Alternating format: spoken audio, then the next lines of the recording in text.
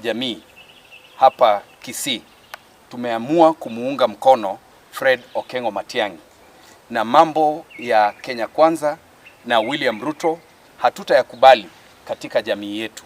Hayo yaliweza kumkasirisha mjumbe wa Kitutu Chache North, ambaye hata yeye mwenyewe alikuwa ameona ana uhusiano mzuri na wapiga kura wa kule, hata kama ni constituency yake watu wako na Fred Matiang'i. Kwa hivyo vile aliona ni kama inamletea aibu, alininyang'anya kipaza sauti, akataka tulete vita kwenye matanga, lakini mimi kwa sababu ya uzoefu wangu kwa siasa na kuwa makini, si kutaka kuharibu matanga yale, nilimwachia kipaza sauti hicho na tukaweza kuondoka na viongozi wengine.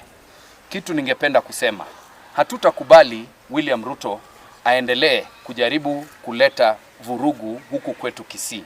Na ndio maana mimi naambia watu wetu wa Kisii, tuungane, tuwe kitu kimoja na tusijaribu kuwa separated.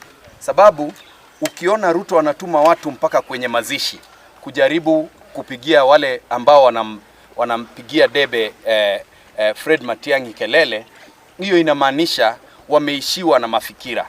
Lakini leo wamegundua hiyo pesa za wizi zile ambazo wanatoa Nairobi, zile ambazo tunatoa ushuru wetu, ambazo wanapea watu, wamegundua leo kwamba fedha hizo haziwasaidii. Sababu watu wote waliposikia ninazungumza juu ya Matiang'i walifurahia.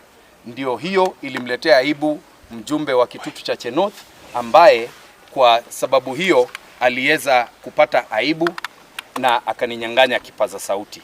Lakini tuseme kwamba